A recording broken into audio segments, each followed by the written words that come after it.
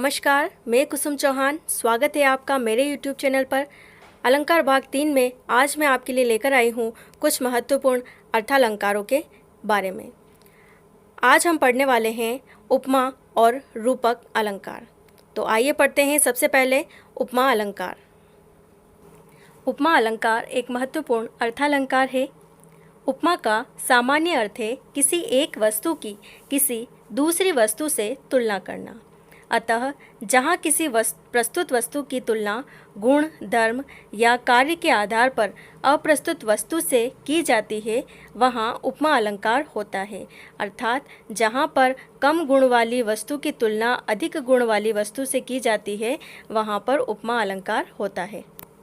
सामान्य शब्दों में हम कह सकते हैं कि जहाँ पर रूप, रंग, गुण आदि किसी धर्म के कारण वस्तु की समानता किसी दूसरी श्रेष्ठ या प्रसिद्ध वस्तु से दिखाई जाए वहाँ उपमा अलंकार होता है। उपमा के 4 प्रमुख अंग हैं। पहला इसका अंग है उपमेय, दूसरा इसका अंग है उपमान, तीसरा इसका अंग है साधारण धर्म और चौथा इसका अंग है वाचक शब्द। इन 4 अंगों से मिलकर उपमा अलंकार का निर्माण होता है। सबसे पहला इसका अंग है उपमेय। जिस वस्तु की समानता की जाए उसे उपमेय कहते हैं। अर्थात जब हम किसी वस्तु की समानता किसी श्रेष्ठ वस्तु से कर रहे होते तो जिस वस्तु की हम समानता कर रहे हैं वह वस्तु उपमेय कहलाती है। उसे वर्ण्य विषय या वर्णित भी कहा जाता है। जैसे एक पंक्ति है, कमल सदृश कोमल हाथों ने। इस पंक्ति में हाथों शब्द उपमेय है क्योंकि यहाँ हाथों की समानता कमल से बताई जा रही है। अतः जिसकी समानता बताई जाती है वह उपमेय होता है। तो यहाँ पर इस पंक्ति में हाथ की समानता बताई जा रही है, इस वजह से यहाँ पर उपमेय है हाथ। उपमा का दूसरा अंग है उपमान। जिस अप्रस्तुत वस्तु से या प्रसिद्ध वस्तु से उपमेय की समानता की जाए उसे उपमान कहते हैं। इसे अप्रस्तुत या विषय भी कहा जाता है। अब यहाँ पर उपमान वह वस्तु होती है जिससे तुलना की जा रही है, यानी कि प्रसिद्ध वस्तु या अप्रस्तुत वस्तु जिससे तुलना की जाती है वह उपमान कहलाता है। इसे एक पंक्ति द्वारा समझते हैं हम। कमल सदृश कोमल हाथ ने। इस पंक्ति में कमल उपमान है क्योंकि यहाँ पर कमल से हाथ की तुलना की जा रही है। हाथ से की समानता कमल से बताई जा रही है। उपमा का अगला अंग है साधारण धर्म। जिस समान गुण, अच्छाई आदि की समता या एक रूपता के कारण उपमेय की समानता उपमान से की जाती है उसे साधारण धर्म कहा जाता है। यानी कि वह एक गुण या वह एक धर्म जो दोनों वस्तुओं में समानता दर्शाता है उसको साधारण धर्म या सामान्य धर्म या समान धर्म कहा जाता है। जैसे कमल सदृश कोमल हाथों ने। इस पंक्ति में कोमल शब्द साधारण धर्म है, एक सामान्य गुण है जो हाथ में भी है और कमल में भी है। अतः दोनों के मध्य जो सामान्य विशेषता है, सामान्य जो गुण है वह साधारण धर्म कहलाता है। उपमा का अगला अंग है वाचक शब्द। समान गुण को व्यक्त करने वाला शब्द वाचक शब्द कहलाता है।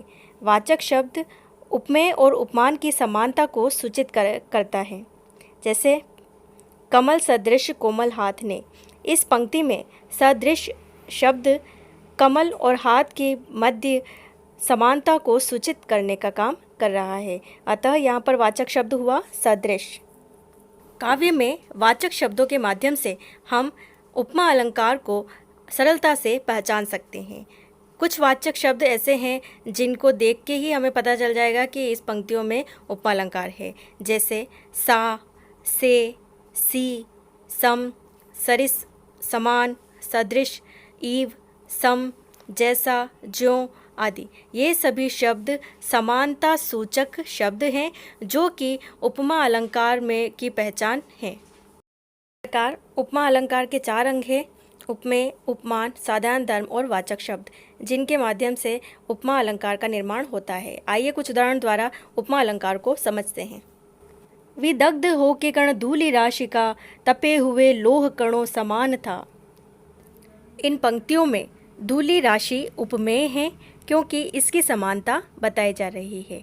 लोह कण उपमान है क्योंकि इससे धूल राशि की समानता बताई जा रही है।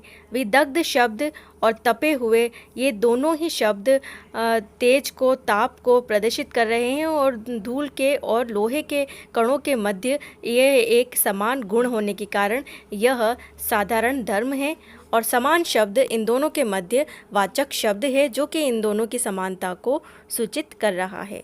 उपमा अलंकार का एक अन्य उदाहरण हम देखते हैं। चंद्रमा सा कांतिमय मुख रूप दर्शन है तुम्हारा। इस उदाहरण में मुख की समानता चंद्रमा से बताई गई है। इस कारण से मुख शब्द यहाँ पर उपमेय है, चंद्रमा शब्द उपमान है और सा शब्द वाचक शब्द है और इनके मध्य जो साधारण धर्म है, साधारण गुण है, वो है कांतिमय। हरी सा हीरा छाड़ी कई करे और की आस, ते नर जमपुर जाहिंगे सतभाषई रे दास। इन पंक्तियों में हरी सा हीरा छाड़ी के, यहाँ पर हरी की तुलना हीरे से की गई है, अतः यहाँ पर उपमा अलंकार है। जिसकी तुलना की जाती है वह उपमेय होता है और जिससे तुलना की जाती है वह उपमान होता है। उपमा अलंकार को 3 भागों में विभाजित किया गया है। सबसे पहला इसका भेद है पूर्णोपमा, दूसरा इसका भेद है लुप्तोपमा, तीसरा इसका भेद है मालोपमा। लुप्तोपमा को पुनः उपमा के अंगों के आधार पर 4 भागों में विभाजित किया गया है। सबसे पहला इसका भेद है धर्म लुप्तोपमा, दूसरा इसका भेद है वाचक लुप्तोपमा, तीसरा इसका भेद है उपमेय लुप्तोपमा और चौथा इसका भेद है उपमान लुप्तोपमा। पूर्णोपमा, जिस उपमा में उसके चारों अंग अर्थात उपमेय, उपमान, साधारण धर्म और वाचक शब्द विद्यमान रहते हैं, उन पंक्तियों में पूर्णोपमा होती है। जैसे इसका उदाहरण है, प्रातः नभ था बहुत नीला शंख जैसा। इस उदाहरण में उपमा के चारों अंग विद्यमान हैं। यहाँ पर प्रातः नभ उपमेय है, शंख उपमान है, नीला साधारण धर्म है और जैसा शब्द इन दोनों के मध्य वाचक शब्द है। इस प्रकार इस पंक्ति में उपमा के चारों अंग विद्यमान हैं, अतः यह एक पूर्णोपमा का उदाहरण है। इसी प्रकार इसका अन्य उदाहरण हम देखते हैं। दोनों बाहें कलप कर सी शक्ति की पेटिका है।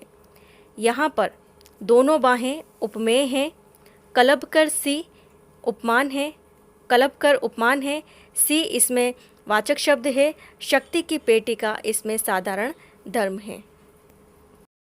इसका एक अन्य उदाहरण हम देखते हैं।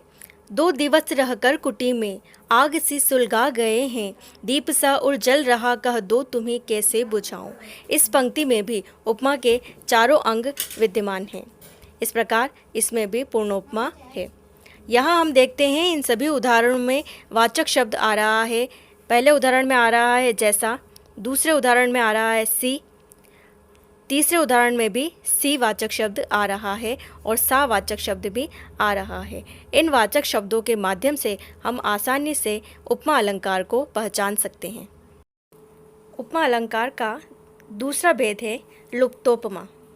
जिस उपमा में उसके चारों अंगों में से एक या एक से अधिक अंग अनुपस्थित हो वह लुप्तोपमा कहलाती है। यानी कि उपमा के 4 अंग होते हैं, उपमेय, उपमान, साधारण धर्म और वाचक शब्द। इनमें से अगर कोई एक भी किसी काव्य में उपमा में उपस्थित नहीं है तो वहाँ पर लुप्तोपमा अलंकार होता है। जैसे यहाँ एक उदाहरण हम देखते हैं। कमल सदृश कोमल हाथों ने झुका दिया धनुवज्र कठोर। यहाँ पर पहली पंक्ति जो है कमल सदृश कोमल हाथों ने, यह पूर्णोपमा है क्योंकि इसमें उपमा के चारों अंग विद्यमान हैं। लेकिन इसकी दूसरी पंक्ति झुका दिया धनुवज्र कठोर, इस पंक्ति में वाचक शब्द लुप्त है, अतः यहाँ पर लुप्तोपमा अलंकार है। इसी प्रकार मखमल के झूले पड़े हाथी सा टीला, इस पंक्ति में भी लुप्तोपमा है क्योंकि इसमें उपमेय उपस्थित है, उपमान उपस्थित है और वाचक शब्द भी उपस्थित है, किंतु इसमें साधारण धर्म का अभाव है, अतः यहाँ पर लुप्तोपमा अलंकार है। लुप्तोपमा को उपमा के 4 अंगों के आधार पर 4 भागों में विभाजित किया गया है। सबसे पहला इसका भेद है धर्म लुप्तोपमा। जिस उपमा में साधारण धर्म उपस्थित नहीं होता वह धर्म लुप्तोपमा होती है। धर्म से ही हमें पता चल रहा है इसमें साधारण धर्म का अभाव होता है। जैसे इसका उदाहरण है, कनक लता सी प्राण प्रिय नैनन को सुख देत। इस उदाहरण में साधारण धर्म का अभाव होने के कारण इसमें धर्म लुप्तोपमा विद्यमान है। लुप्तोपमा अलंकार का अगला भेद है वाचक लुप्तोपमा। नाम से ही हमें समझ में आ रहा है जिस उपमा में वाचक शब्द लुप्त होता है वो वाचक लुप्तोपमा कहलाती है। जैसे कमल कोमल मुख तुम्हारा हे द्रगों में बस रहा। इस पंक्ति में सा, सरिस, सदृश, जैसा आदि में से कोई भी वाचक शब्द नहीं है, अतः यहाँ पर वाचक लुप्तोपमा अलंकार है। लुप्तोपमा का अगला भेद है उपमान लुप्तोपमा। उपमान का अभाव होने पर उपमान लुप्तोपमा होती है। जैसे जिहि तुलना तुहि दीजिए सुबरन सौरभ माही कुसुम तिलक चंपक अहो हौ नर जानौ ताहि। यहाँ पर उपमान का कथन नहीं होने से यहाँ उपमान लुप्तोपमा है। लुप्तोपमा अलंकार का चौथा भेद है उपमेय लुप्तोपमा। प्रायः उपमेय लुप्तोपमा नहीं होती है क्योंकि उपमेय का ही उत्कर्ष दिखाने के लिए उपमा अलंकार की सार्थकता होती है। यह अवश्य है कि कहीं कहीं पर उपमेय के न होने पर यह हमें आभास मिल जाता है कि यहाँ पर लुप्तोपमा है। जैसे एक उदाहरण है, 2 दिवस रहकर कुटी में आग सी सुलगा गए। यहाँ प्रणय स्मृति की समानता आग से की गई है जिसका कथन नहीं है, यानी कि यहाँ पर उपमेय का कथन नहीं है, अतः यहाँ पर उपमेय लुप्तोपमा है। लुप्तोपमा के 4 प्रमुख भेद। उपमा का तीसरा भेद होता है मालोपमा। जिस उपमा में एक ही उपमेय के अनेक उपमान उपस्थित हो वह मालोपमा कहलाती है। अर्थात एक उपमेय होता है और उसकी उपमा अनेक उपमानों द्वारा की जाती है, वहाँ मालोपमा होती है। जैसे एक उदाहरण यहाँ हम देखते हैं, माँ शारदा तुषार कुंद हीरे के सदृश धवल है। यहाँ पर माँ शारदा की धवलता को तुषार, कुंद और हीरे के समान बताया गया है, यानी कि माँ शारदा की धवलता को तुषार, कुंद और हीरे जैसे 3-3 उपमानों से सुशोभित किया गया है। यहाँ पर कोई एक उपमान न होकर 3-3 उपमान आ रहे हैं, अतः एक उपमान के 3 उपमान होने के कारण यहाँ पर मालोपमा है। आइए अब देखते हैं रूपक अलंकार। रूपक अलंकार भी एक अर्थालंकार है जहाँ उपमेय और उपमान में एक रूपता दिखाकर दोनों में अभेद स्थापित कर दिया जाता है, वहाँ रूपक अलंकार होता है। रूपक में एक वस्तु पर दूसरी वस्तु का आरोप किया जाता है। दूसरे शब्दों में हम कह सकते हैं कि कोई एक वस्तु दूसरी वस्तु बना दी जाती है।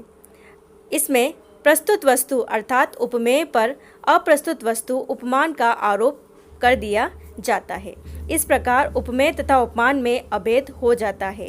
उपमा अलंकार में हमने पढ़ा था कि 2 वस्तुओं को तुलना करते हुए उनमें समानता दर्शाई जाती है, जबकि रूपक अलंकार में उपमान को उपमेय के ऊपर आरोपित कर दिया जाता है, यानी कि उपमेय को उपमान ही बोल दिया जाता है।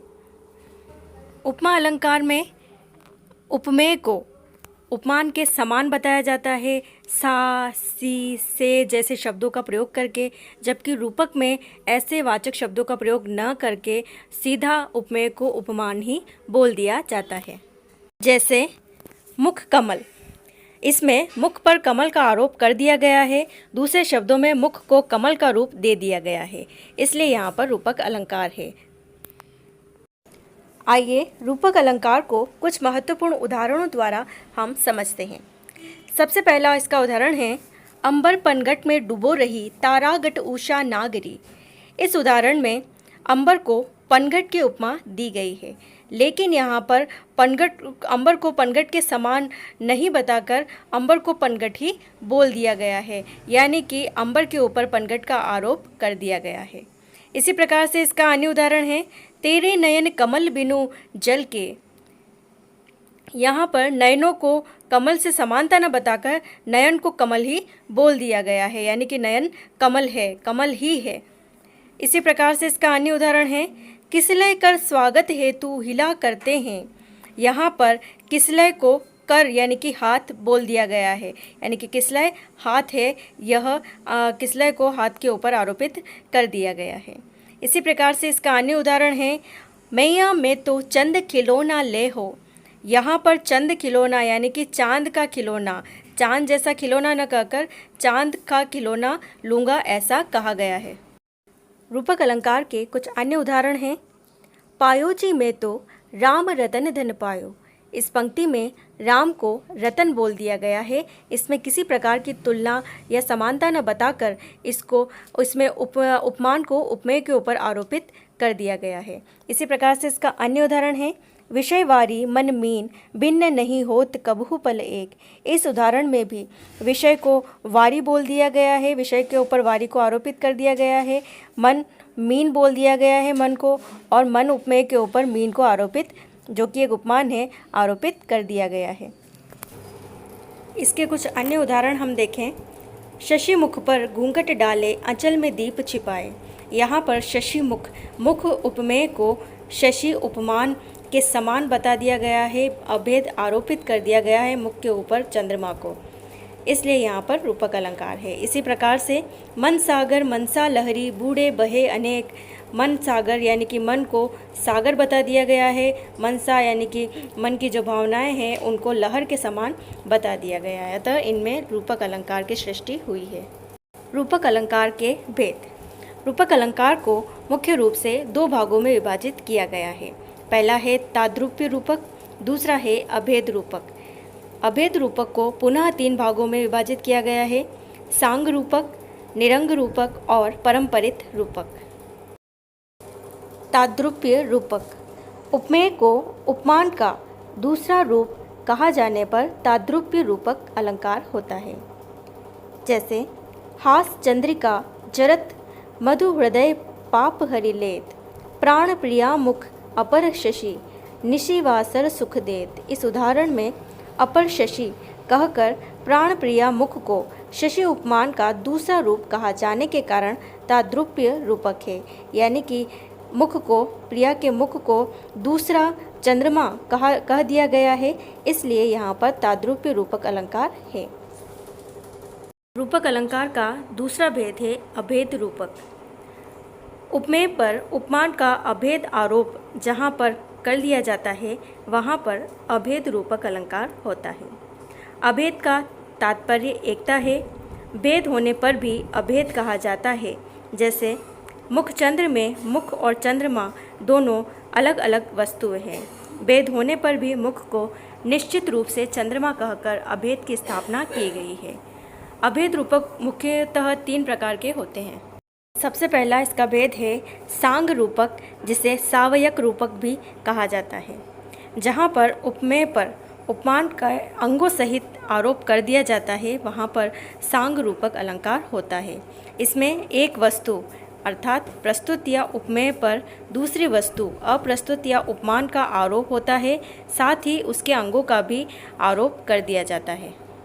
जैसे उदित उदयगिरि मंच पर रघुवर बाल पतंग, विकसे संत सरोज सब हर्षे लोचन भ्रंग। इसमें भगवान राम पर प्रातःकालीन सूर्य का उसके सभी अंगों के साथ आरोपण कर दिया गया है, अतः यहाँ पर सांग रूपक अलंकार है। अभेद रूपक का दूसरा भेद है निरंग रूपक अलंकार। निरंग रूपक में अंगों से रहित केवल उपमान का उपमेय पर आरोप होता है। जैसे गीत हिंडोला नित्य सजाऊं, आकर रूप से झूलो, अधरों में मुस्कान बनो तुम, आकर जाना भूलो। यहाँ पर गीत को हिंडोला बोल दिया गया है, लेकिन यहाँ पर इसके अंगों का आरोपण इसके ऊपर नहीं हुआ है, अतः यह एक निरंग रूपक अलंकार है।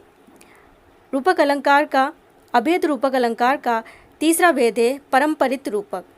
एक आरोप दूसरे आरोप का कारण होने से परंपरित रूपक अलंकार होता है। जैसे हृदय गगन में रूप चंद्रिका बनकर उतरो मेरे, यह एक परंपरित रूपक का उदाहरण है।